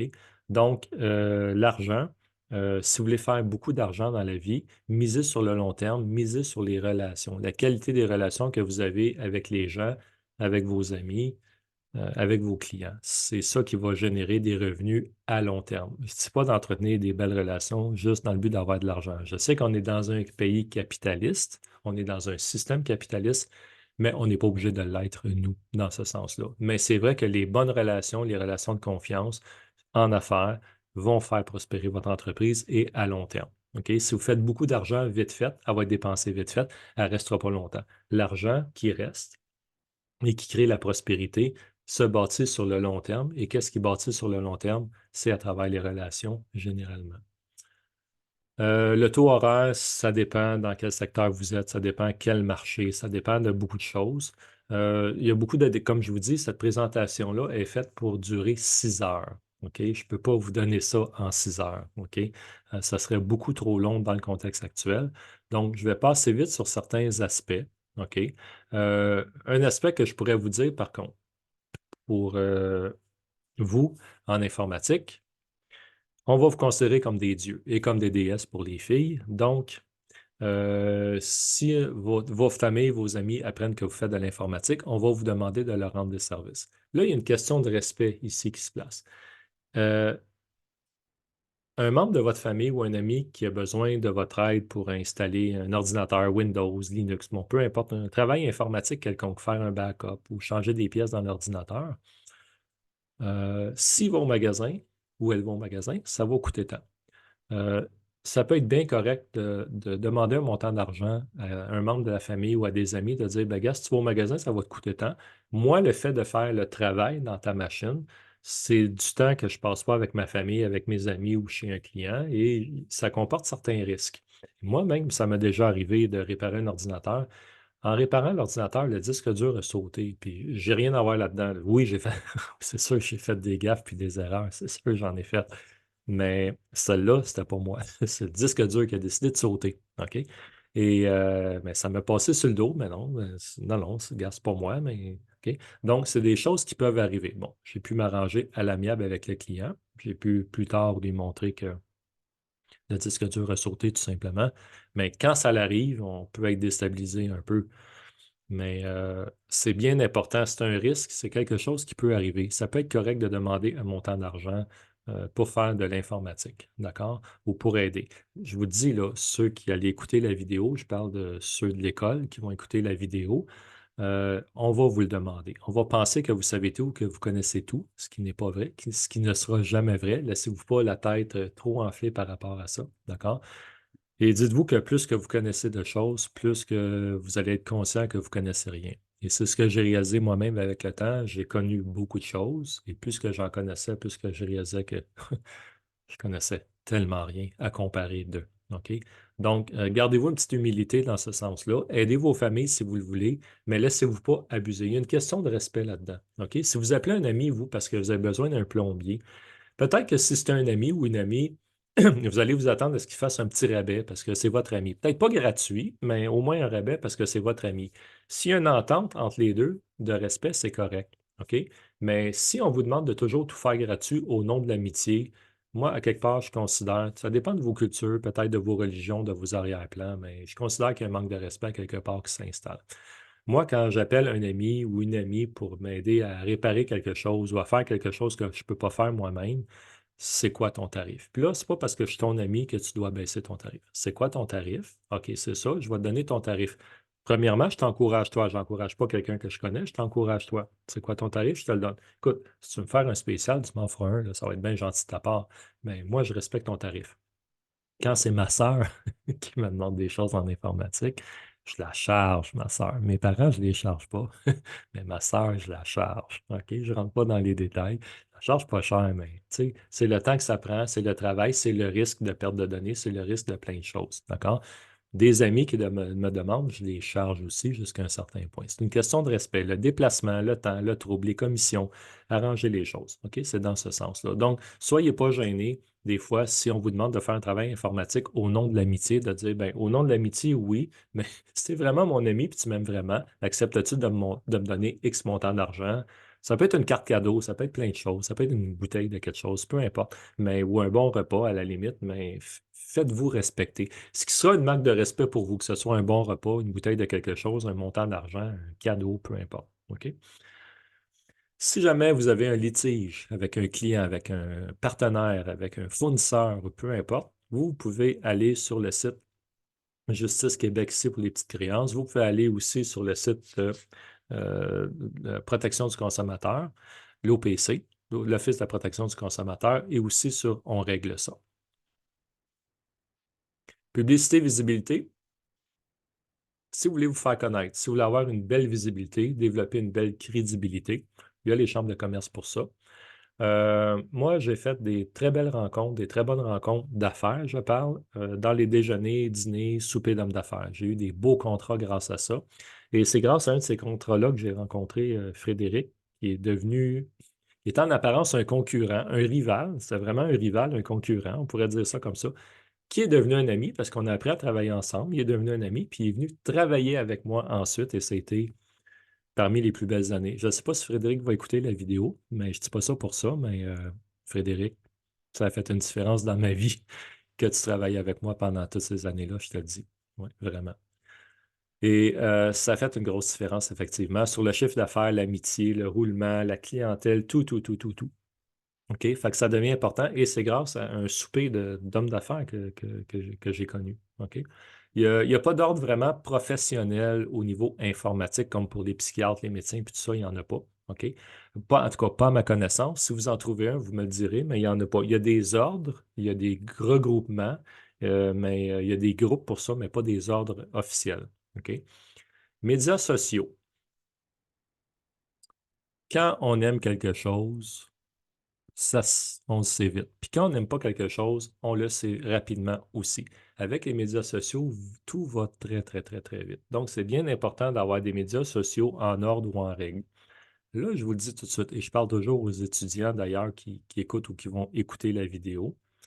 Votre Facebook, avant de faire vos planifications de stage et vos recherches d'emploi, shinez, comme on dit, arrangez votre Facebook, faites reluire votre Facebook un petit peu, parce que même si c'est du profilage et qu'on n'a pas le droit de faire du profilage, les gens vont faire du profilage, ils vont aller voir votre Facebook pour voir qu'est-ce que vous avez de l'air, avec qui vous vous tenez, êtes-vous dans des groupes bizarres de quelque chose, ou c'est quoi vos valeurs. On peut voir un peu les valeurs des gens par rapport à ce qui circule sur le Facebook, sur le YouTube ou sur le TikTok ou sur le whatever, peu importe le média social que vous utilisez. Je le faisais moi-même, même si on n'est pas supposé, je le faisais moi-même quand je prenais des stagiaires à l'époque dans ma compagnie d'informatique. J'en prenais toujours quelques-uns par année. J'allais voir le Facebook. Puis là, j'allais voir le stagiaire après. Ton Facebook, il est clean, c'est beau, c'est parfait. Donc, ton Facebook, là, c'est parce que je te connais. Mais si je ne te connaîtrais pas, je ne te connaissais pas, en fait, je ne t'engagerais pas. Va shiner ton Facebook. OK? Je le prenais quand même, parce que un étudiant, je le connaissais quand même. OK? Très important. Un des médias à vraiment vous occuper, à dorloter, si je pourrais dire, LinkedIn. OK? Dorloter votre LinkedIn, parce que ça, c'est des contacts professionnels. C'est au niveau professionnel. Vous pouvez vous-même trouver des gens qui vont travailler avec vous pour vous, et il y a des gens qui vont vous trouver aussi pour travailler avec eux. Donc, le LinkedIn, ça, c'est vraiment professionnel. C'est tout votre CV, c'est votre cheminement de vie. En fait, c'est votre cursus de vie, si on veut. Donc, shinez-le si on veut. OK? Occupez-vous de votre Facebook, de votre LinkedIn. Tenez-le à jour. C'est bien, bien, bien important. OK? Pour les contacts professionnels et tout ça. Et je vous invite, les étudiants, si vous voulez qu'on reste en contact, allez sur mon LinkedIn, Michel Bertion, vous allez me trouver tout de suite. Allez sur mon LinkedIn, puis inscrivez-vous et on reste en contact. J'aime ça, moi, savoir il arrive quoi dans votre vie après. Une fois que vous êtes étudiant, après ça, le travail. Si vous démarrez en affaires, j'aime ça connaître un peu la vie des gens. Gênez-vous pas. Je n'irai pas vous espionner, là, inquiétez-vous pas. Je ne suis pas malade à ce point-là et je n'ai pas cet intérêt-là. J'ai d'autres choses dans la vie à faire que d'espionner les gens. OK? Formation. Tout le monde a des formations. Que ce soit dans vos pays respectifs, que ce soit ici, que ce soit les deux. Tout ce que vous avez fait dans votre vie peut être utilisé, peut être utile. Il n'y a rien qui arrive pour rien dans la vie. D'accord? Et moi, je vous conseille, dans vos cours, vous allez avoir un cours de cheminement qui va vous permettre de faire vos CV, vos lettres de présentation, puis lettres de remerciement aussi. Faites-vous un CV générique. Tout ce que vous avez fait dans votre vie. Vous avez été gardien d'enfants, moniteur, vous avez réparé des choses, vous avez suivi un cours, vous avez été lifeguard. Peu importe ce que vous avez fait dans la vie, notez-le. Votre CV générique peut avoir 25 pages si vous voulez. Ça n'a pas d'importance le nombre de pages que votre CV générique va avoir. D'accord? Mais ayez-en un parce qu'après ça, quand vous allez trouver du travail, vous pouvez prendre des points comme dans l'informatique, dans notre cas à l'époque, ben moi, je prenais tout ce qui était relié technique, mécanique, informatique de mon CV et je regroupais ça en 2 pages dans un CV qu'on envoie à quelqu'un. OK?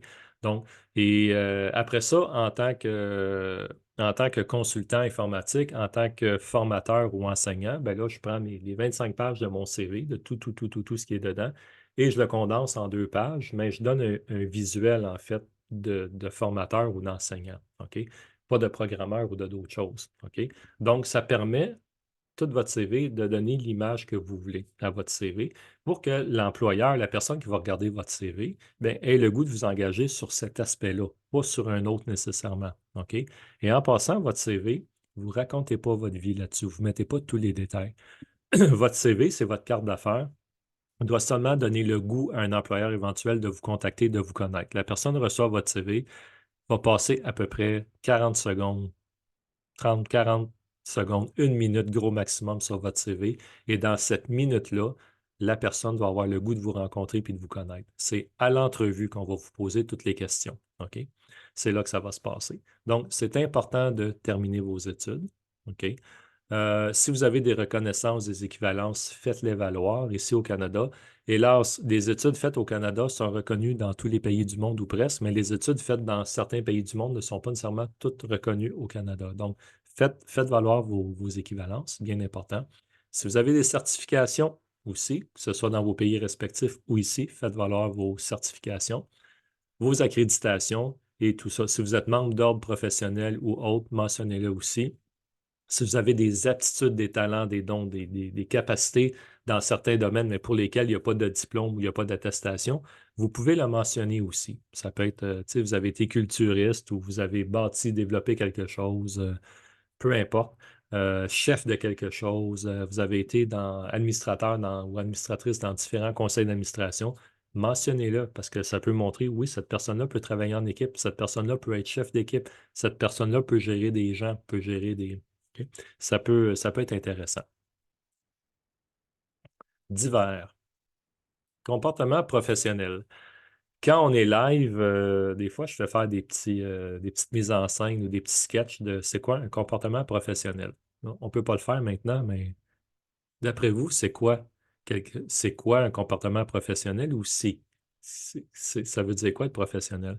En fait, professionnel, ça ne veut pas dire que je suis bon là-dedans. Ça veut juste dire que ça fait des années que je fais ça. Je suis un professionnel dans un tel domaine parce que c'est ça que je fais depuis des années. Donc, c'est ma profession, c'est devenu une profession. Je suis professionnel. Ça ne veut pas dire que la personne, ben, normalement, la personne va être bonne dans le domaine, là, mais ça ne veut pas dire que la personne travaille bien. Ça ne veut pas dire que la personne est honnête ou qu'elle est correcte. OK? Donc, ne vous fiez pas parce que c'est professionnel que ça veut dire que ça l'est vraiment, dans ce qu'on se comprend de ce mot-là. Le parler écrit impeccable autant que possible. Vous ne parlez pas à des clients, à un employeur ou à des collègues de travail comme vous parlez à vos amis. Écriture aussi, il n'y a rien de pire que de recevoir des textos, des messages, des courriels ou des lettres avec des erreurs d'orthographe, surtout les conjugaisons, surtout les verbes à l'infinitif qui se terminent en ER et qu'on termine en E conjugué au lieu de les terminer en... C'est épouvantable et malheureusement, il y a beaucoup de gens, même professionnels, qui écrivent encore, qui écrivent très mal. Je peux comprendre. C'est pas une question de ça. Il n'y a rien il y a rien de péjoratif là-dedans. C'est juste que soignez votre écriture avant d'envoyer, surtout si c'est pour des contrôles, quelque chose, un travail, quelque chose de professionnel. Faites-vous revérifier ou prenez un correcteur orthographique qui va vous vérifier avant parce qu'il n'y a rien de pire de recevoir quelque chose avec plein d'erreurs dedans. Ça ne fait pas sérieux puis ça pourrait miner votre crédibilité. D'accord? Bilinguisme. On est au Québec, on est supposé parler en français, mais on sait, ça parle en anglais. Même à Montréal, sur le plateau de Mont-Royal, dans Rosemont, ce qu'on devrait parler en français, ça parle en anglais. OK? On n'a pas le choix, c'est comme ça. Et ça ne changera pas vraiment. Donc, peu importe. Donc, le bilinguisme est très important et même si votre éventuel employeur est francophone, l'entreprise est francophone, la clientèle est peut-être anglophone. Donc, c'est très important de pouvoir être bilingue dans ce contexte-là. L'anétiquette, vous avez eu un cours là-dessus, vous allez avoir un cours là-dessus. En fait, c'est la façon d'adresser, d'écrire avec un moyen technologique. Donc, quand on écrit un courriel, est-ce qu'on le met en gras et en rouge ou on l'écrit en simple? Si c'est urgent ou on est fâché ou on est très content, on pourrait le mettre en gras. Mais si c'est juste une communication standard normale, on ne le mettra pas en gras ni en rouge. D'accord? Je pense que vous comprenez l'allusion. C'est bien documenté sur Internet aussi, l'anétiquette. OK? Si vous démarrez une entreprise à plusieurs, que ce soit avec des familles ou des amis, attention. Les relations qui vous tiennent à cœur. Vous dites, moi, cette relation-là, je ne peux pas me permettre de la perdre. Si je perds cette personne-là, je perds cette relation-là, je vais mourir, je ne veux plus vivre. OK? Bon, peut-être que j'exagère un peu, mais les relations auxquelles vous tenez, qui font le sens de votre vie, les relations qui font que vous avez le goût de vivre, ça peut être jusqu'à ce point-là. Si vous les perdez, vous allez perdre le goût de vivre. Ben, si vous démarrez en affaires avec ces gens-là, c'est important de tout écrire. OK? De dire, s'il arrive ça, on fait quoi? S'il arrive ça ou s'il arrive pas ça, on fait quoi? S'il y a tel problème financier, s'il y a tel changement, on fait quoi? C'est important de tout écrire. Comme ça, s'il y a un conflit, un litige ou un problème, on se réfère à ce qu'on a écrit, on l'a signé, chacune des parties va le signer. Comme ça, non, c'est vrai, c'est ça qu'on a déterminé, un peu comme dans un testament. Puis on va s'en tenir à ça. S'il n'y a pas ça, la chicane va poigner, puis ça va mal aller. OK? Personnalité, bon, essayez de découvrir qui vous êtes, c'est quoi votre personnalité. Ça peut changer. Une personnalité, ça peut se changer jusqu'à un certain point. mais c'est important dans vos relations avec les autres, avec les collègues de travail, avec les employeurs ou avec vos clients, OK? De vous adapter à ça. Si vous avez besoin de développement personnel, engagez-vous un psychologue, un thérapeute quelconque, coaching, faites de la PNL, assistez à des conférences, lisez des livres, plein de choses, devenez spirituel, peu importe. Trouvez et pratiquez une religion, une philosophie qui va vous aider selon le cas, mais n'importe quoi qui peut vous aider à vous améliorer dans ce contexte-là, je veux dire. OK? Si vous démarrez une chose qui est bien, c'est quand vous allez aller au registraire des entreprises, d'accord? Euh, Vous allez trouver un nom. En passant, j'ai oublié de le mentionner tantôt, si votre entreprise est pour faire plus que 29 999 par année, vous devez charger les taxes. OK? J'ai passé vite un peu là-dessus tantôt, mais vous devez charger les taxes et les taxes se payent au mois ou aux 3 mois au gouvernement, soit que vous avez des remboursements, soit qu'on vous paye au gouvernement. Et vous devez le faire, sinon ça coûte très, très cher si vous ne le faites pas. Donc, si vous pensez faire plus que 30 000, on va dire, dans une année, vous devez demander. Normalement, quand vous vous enregistrez au registre des entreprises, on vous propose tout de suite les numéros de taxes. À l'époque, c'était en deux, mais maintenant, c'est automatique. On vous propose les numéros de taxes, mais vous pouvez refuser, ne pas les demander tout de suite. Si vous démarrez quelque chose juste pour le fun, pour essayer, pour dire, moi, j'aimerais ça me faire juste un petit 5, un petit 10 000 dans l'année, juste pour un petit projet, un petit voyage ou quelque chose, vous n'avez pas besoin de tout ça nécessairement. Mais si vous démarrez quelque chose, puis vous dites, ben là, moi, je vais faire 50, 60, 100 000, 300 000, 500 000, 3 millions par année, là, c'est important d'aller chercher vos numéros de taxes tout de suite. Le gouvernement va vous le demander.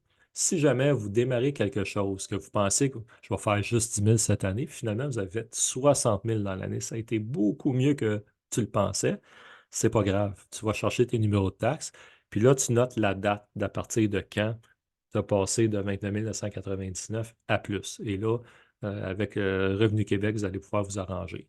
Euh, on peut penser ce qu'on veut du gouvernement, bien entendu, moi le premier. Mais quand c'est dans ces choses-là, ça va bien travailler avec le gouvernement sur ces choses-là. Ça va bien, ils sont vraiment aidants. Même moi, le consultant que j'ai eu à Revenu Québec à l'époque était très aidant, très gentil, puis c'était une personne vraiment bien. Donc, ça l'a aidé à vraiment bien partir. D'accord? Testament, mandat d'inaptitude.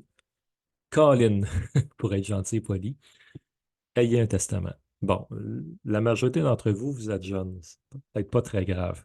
Mais du moment que vous avez une famille, du moment que vous avez des biens matériels, peu importe la sorte, si vous avez des dettes, une compagnie, plein de choses, s'il vous plaît, ayez un testament. Laissez pas la curatelle publique gérer les choses.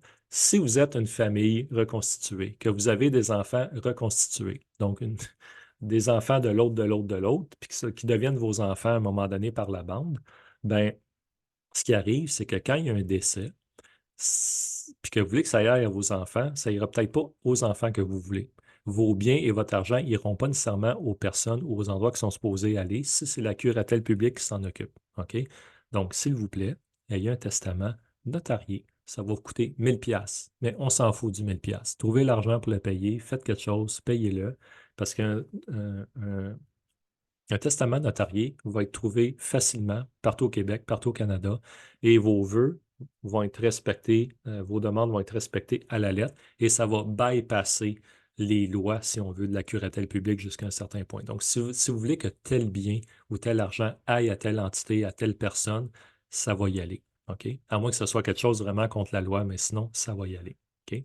Si vous avez une chance d'avoir une procuration, ce n'est plus procuration générale, il y a un autre terme, j'oublie le terme, mais c'est une procuration qui vous donne le droit de gérer les comptes d'une personne qui ne peut plus, qui n'est pas en mesure de gérer les comptes ou qui ne veut plus les gérer. Donc, vous pouvez ouvrir, fermer des comptes, changer des comptes, que ce soit Hydro, Bell, Vidéotron, peu importe, compte de banque, compte de caisse, au nom de la personne. Vous pouvez le faire. OK? Mandat d'inaptitude, si vous n'êtes plus en mesure de prendre des décisions, soit physiquement, soit mentalement, c'est quelqu'un d'autre qui va le faire à votre place. Donc, c'est important d'avoir tout ça. Du moment que vous commencez à avoir des gens qui vont dépendre de vous et des dettes, de l'argent, des biens, des placements et des biens matériels, ça devient important. Si vous avez la fibre inventive ou inventeur, vous aimez faire des améliorations, voici plusieurs liens qui peuvent vous aider si vous démarrez, vous voulez démarrer ou développer un produit. Ça peut vous aider à les mettre en marché. Allez-y, amusez-vous, profitez-en. OK? Placement investissement. On a parlé un peu de faire travailler l'argent pour nous. Si vous devenez entrepreneur, généralement, c'est pas pour être pauvre ou c'est pas pour devenir pauvre ni pour faire faillite. C'est pour faire de l'argent. C'est très bien de faire de l'argent. Bon, je sais qu'il y a différents concepts là-dessus, il y a différentes cultures là-dessus, principes. Il peut y avoir plein de raisons pour lesquelles on peut faire de l'argent. Ça peut être bien égoïste, bien égocentrique, juste pour moi, puis tant pis pour les autres, un peu comme le système capitaliste, jusqu'à un certain point. Mais ça peut être aussi pour créer de la prospérité. Oui, pour soi, mais pour les autres. N'oubliez pas une chose.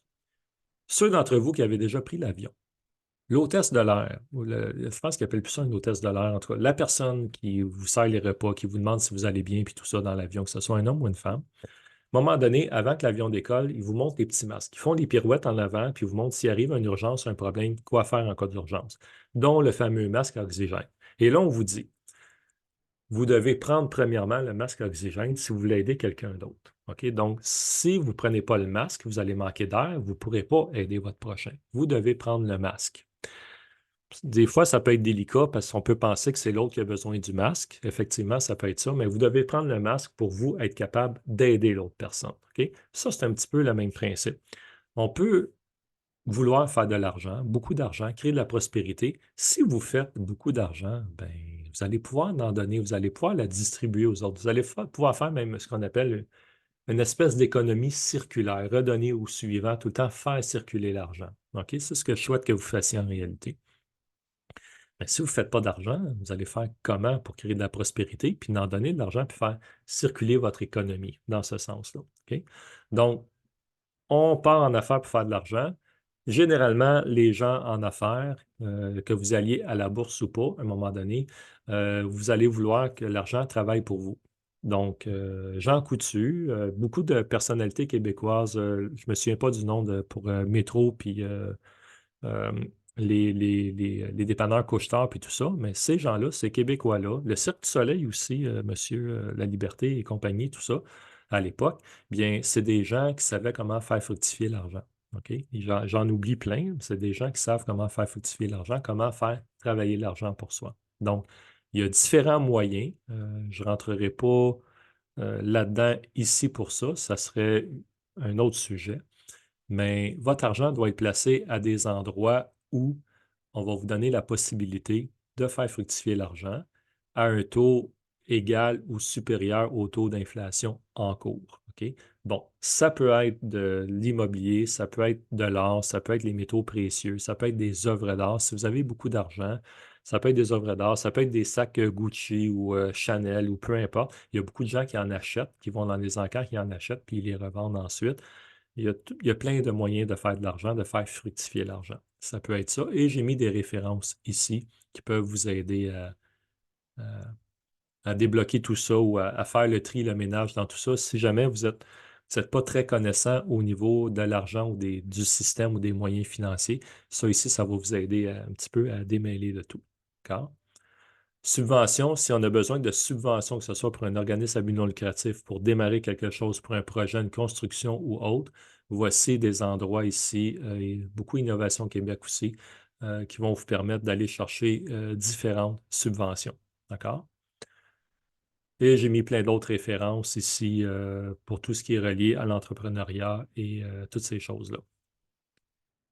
Bon, je ne vous demanderai pas si vous avez des questions parce que de toute façon, vous ne pourrez pas me les poser, mais je vous invite. Si vous avez des questions, je vous invite à les mettre dans le chat. Puis, je vais vous répondre. C'est sûr que je vais vous répondre. Donnez-moi un peu de temps s'il y a beaucoup de questions que je puisse répondre à vos questions. Mais essentiellement, l'entrepreneuriat, c'est ça. C'est une question de perception, de perspective de soi-même, pour commencer. C'est une question d'argent aussi. C'est une question aussi de forme juridique.